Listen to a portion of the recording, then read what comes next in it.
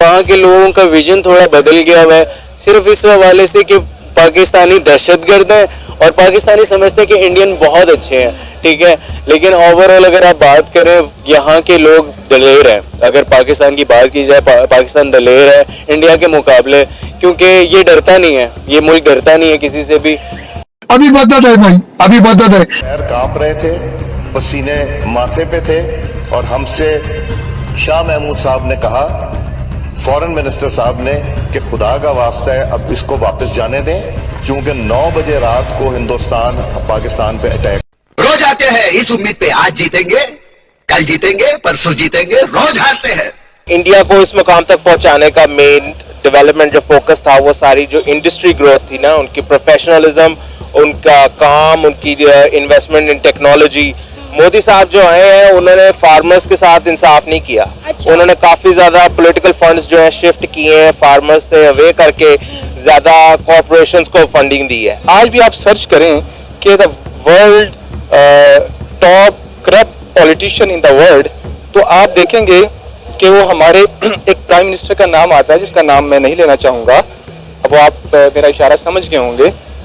तो इस तरह और बहुत सारी चीज़ें हैं जिस पे पाकिस्तान जो है वो टॉप पे है। ऐसी बात नहीं है कि पाकिस्तान ने तरक्की नहीं की, पाकिस्तान ने बहुत सारी चीज़ों में बहुत तरक्की की। मैं नहीं मानता। में एक ब्रेक थ्रू तो होना चाहिए, क्योंकि अब दुनिया जो है वो 5th जनरेशन वार और मीडिया के सोशल मीडिया में एंटर हो चुका है। ठीक है। तो इस टाइम वो जो कन्वेंशनल पॉलिटिक्स थी उसको चेंज होना चाहिए। ये दोनों कंट्रीज के मफाद में है, लेकिन ऐसा होता हुआ नजर नहीं आता और इसके बिहाइंड भी पॉलिटिक्स है। अगर आप पॉलिटिक्स को देखें तो दोनों कंट्रीज के जो रहनुमा हैं वो पॉलिटिक्स ही खेलते हैं। इसमें ब्रेक थ्रू ना होने की सबसे बड़ी वजह पॉलिटिक्स है। अगर ये दोनों एक दूसरे के करीब आते हैं, शहबाज शरीफ अगर इस टाइम मतलब मोदी के करीब जाते हैं, तो वो स्लोगन जो है, जो मोदी का यार वो पाकिस्तान का गद्दार, वो स्लोगन हो सकता है। तो इससे बचना नहीं है। ये जो मैसेज हैं उसको रोक के रख देंगे।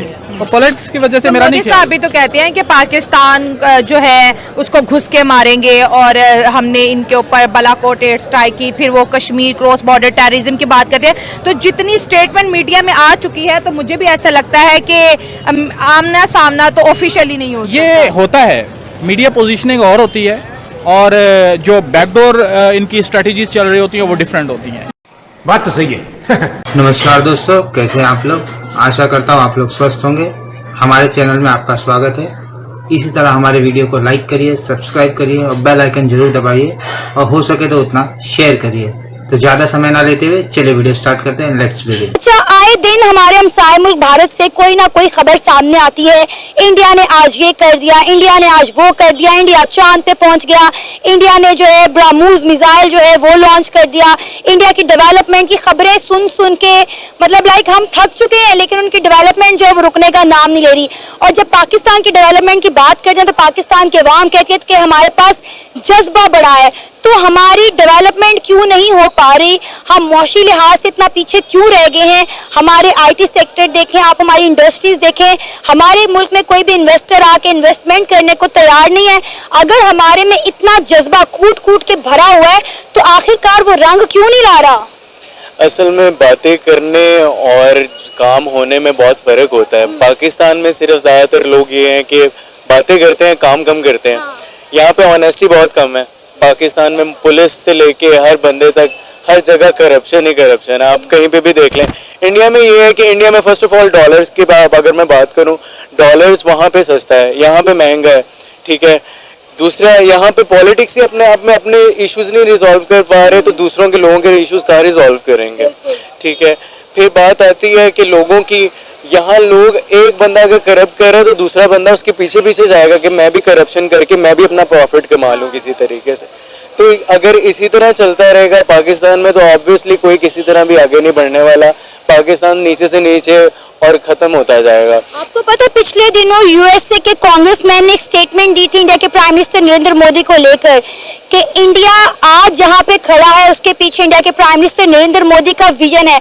और यकीन करें, बड़ी खुशी हो रही है ये बात सुन के कि हमारा हमसाया मुल्क भारत दुनिया का तीसरा बड़ा पावरफुल मुल्क बन गया। पूरी दुनिया को पीछे छोड़कर वो दुनिया की आलमी ताकत बन गया, तीसरी बड़ी दुनिया की आलमी ताकत।